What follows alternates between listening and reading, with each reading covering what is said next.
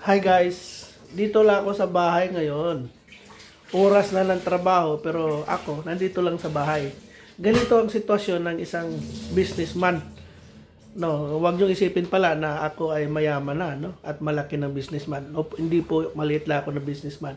Pero ang ibig ko sabihin, ganito ang sitwasyon ng isang nagmamay-ari ng isang negosyo. Tulad ngayon, working hours pero ako nandito lang sa bahay. Maring iniisip ng iba na masarap ang buhay ko kasi sa bahay lang ako nakatambay. I have many times for myself and for my family. Aba, English yun mo ba? English yun ah. Tawa-tawa si Miss. Hindi nga to.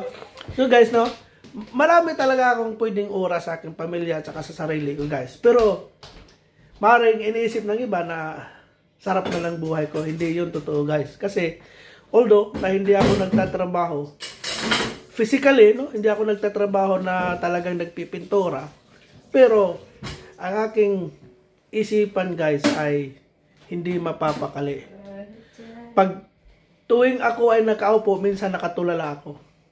Kasi ang iniisip ko, paano yung bukas, anong gagawin bukas, anong trabaho na ipapagawa ko sa mga tao ko. Although na physically, no, na nakapagpahinga ako. But mentally guys, ang aking isipan ay hindi yan nagpapahinga. Yan ang anong tawag niyan? Risk or disadvantage ng isang businessman. Especially you have so many workers.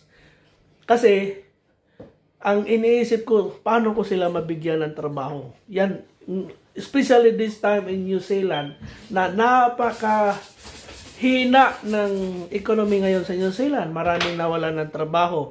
Of course, ang mga kliyente ngayon ay hindi nagbibitaw ng pera kasi gusto nila na secure ang pera nila, hindi sila basta-basta magbitaw ng pera. So mahirap maghanap ng trabaho. Yan ang burden ko guys, no?